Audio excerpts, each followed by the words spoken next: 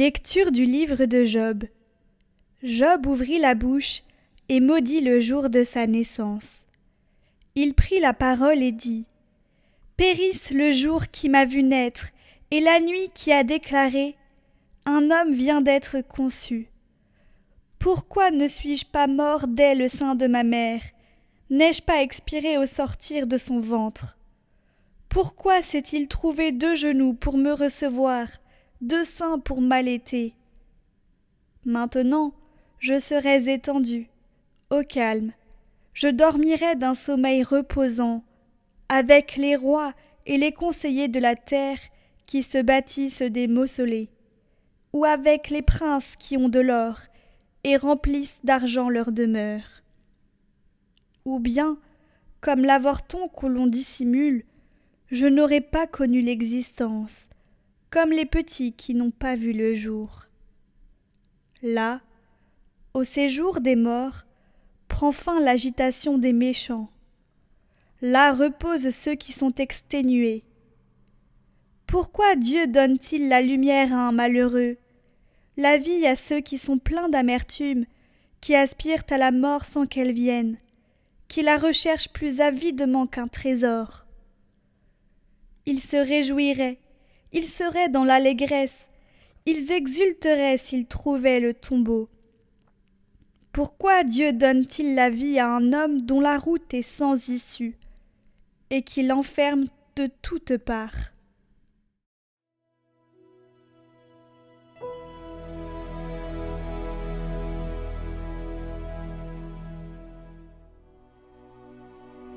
Que ma prière parvienne jusqu'à toi, Seigneur. Seigneur, mon Dieu et mon salut, dans cette nuit où je crie en ta présence, que ma prière parvienne jusqu'à toi. Ouvre l'oreille à ma plainte, car mon âme est rassasiée de malheur, ma vie est au bord de l'abîme. On me voit déjà descendre à la fosse, je suis un homme fini. Ma place est parmi les morts, avec ceux que l'on a tués, enterrés, ceux dont tu n'as plus souvenir, qui sont exclus et loin de ta main. Tu m'as mis au plus profond de la fosse, en des lieux engloutis, ténébreux. Le poids de ta colère m'écrase, tu déverses tes flots contre moi.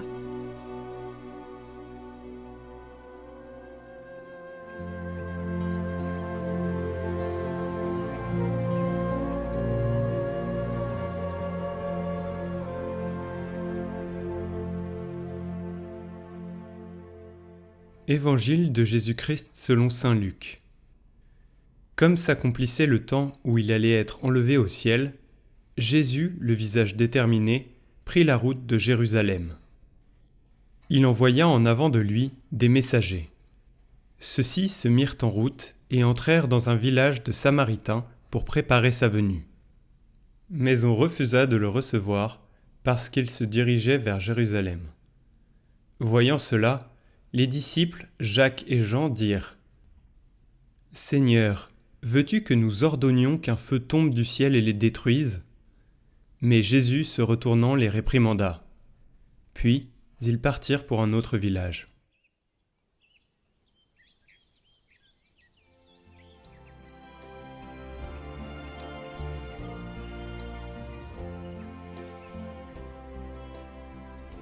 Commentaire de saint Bernard. Frères, il est bien certain que déjà vous vous êtes mis à marcher vers la cité où vous habiterez. Ce n'est pas dans les fourrés que vous avancez, mais sur la route. Mais je crains que cette vie vous donne l'illusion d'être longue, et qu'ainsi elle vous apporte non une consolation, mais bien plutôt de la tristesse. Oui, je crains que certains, à la pensée qu'il leur reste une longue route à parcourir, se sentent gagnés par un découragement spirituel, qu'ils perdent l'espoir de pouvoir supporter tant de peines et si longtemps. Comme si les consolations de Dieu ne remplissaient pas de joie l'âme des élus, bien plus largement que la multitude des peines contenues dans leur cœur. Actuellement, il est vrai, Ces consolations ne leur sont encore données qu'à la mesure de leur peine. Mais une fois atteint le bonheur, ce ne sera plus des consolations, mais des délices sans fin que nous trouverons à la droite de Dieu. Désirons cette droite, frères, elle qui nous embrasse dans notre être tout entier. Souhaitons ardemment ce bonheur pour que le temps présent nous semble bref, ce qu'il est en réalité. En comparaison de la grandeur de l'amour de Dieu, les souffrances du temps présent ne sont pas à comparer avec la gloire qui va bientôt se révéler en nous. Heureuse promesse qu'il nous faut étreindre de tous nos vœux.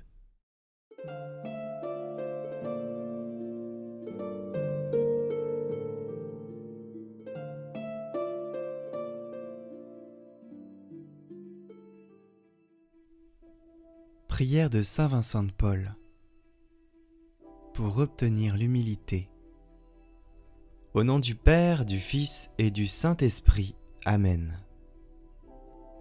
Ô Dieu Sauveur, je vous en prie, donnez-nous l'humilité, vous qui avez toujours cherché la gloire de votre Père aux dépens de votre propre gloire. Aidez-nous à renoncer une fois pour toutes à nous complaire en vain dans les succès. Délivrez-nous de l'orgueil caché et du désir que les autres nous estiment. Nous vous supplions, Seigneur miséricordieux, de nous donner l'esprit de pauvreté. Et si nous devons avoir des biens, faites que notre esprit n'en soit pas contaminé, ni la justice blessée, ni nos cœurs embarrassés. Ô Seigneur, vous êtes venu nous apprendre à aimer notre prochain comme nous-mêmes. Vous nous avez montré par votre vie que le service des pauvres est préférable à tout. Aidez-nous à comprendre que ce n'est point vous quitter et de vous quitter pour eux. Vous qui avez voulu être pauvres, vous vous révélez dans les pauvres. En eux, Seigneur, nous vous rencontrons. En les servant, nous vous servons. Amen.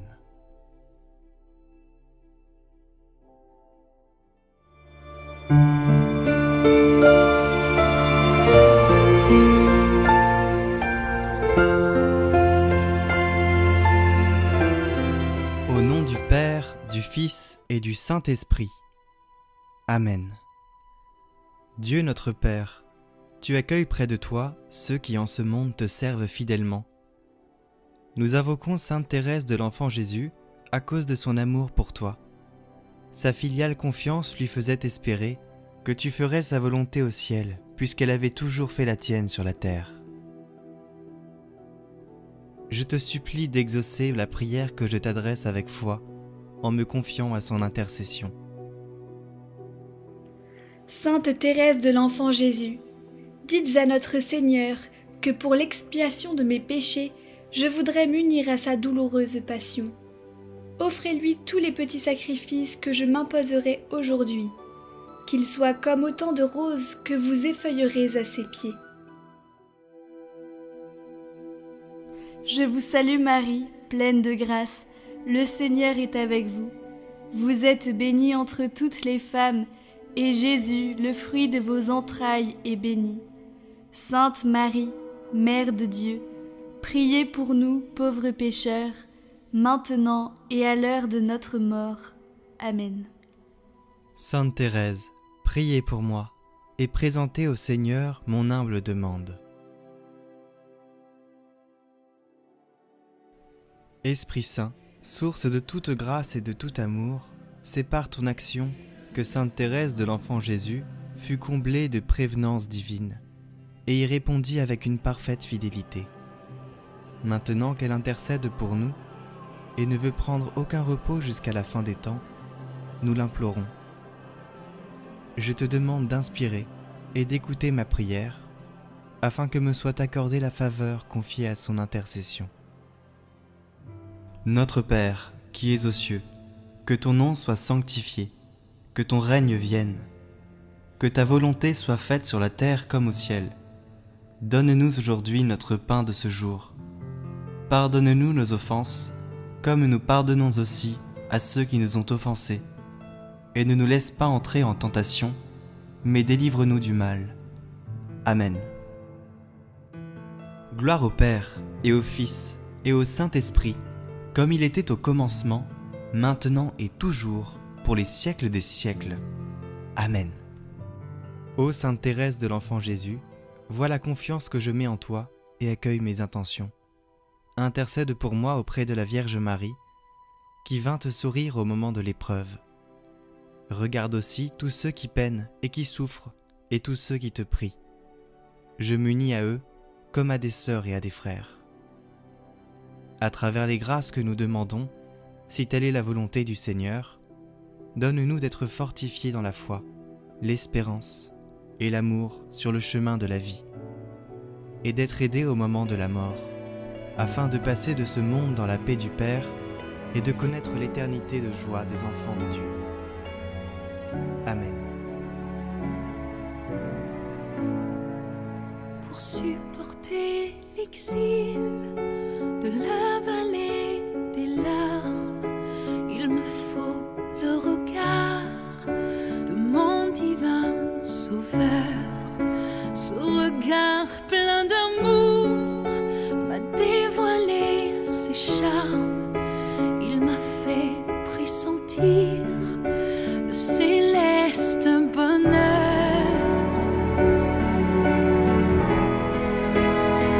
Mon Jésus me sourit quand vers lui je soupire. Alors je ne sens plus l'épreuve de la foi. Le regard de mon Dieu, son ravissant sourire. Voilà mon ciel à moi, voilà mon ciel à moi.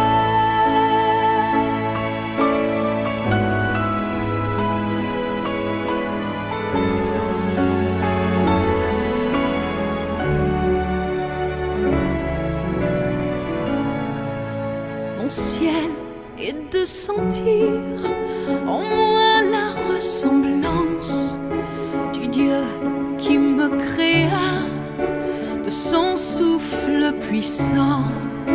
Mon ciel est de rester toujours en sa présence, de l'appeler mon Père et d'être son enfant. Entre ses bras divins, je ne crains pas l'orage, le total abandon. Voilà ma seule loi, sommeiller sur son cœur, tout près de son visage. Voilà mon ciel à moi, voilà mon ciel à moi.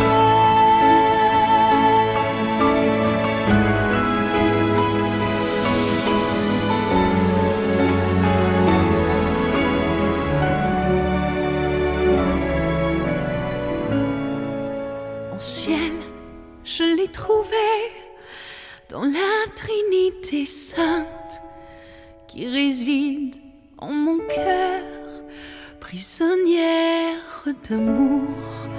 La contemplant mon Dieu, je lui redis sans crainte que je veux le servir et l'aimer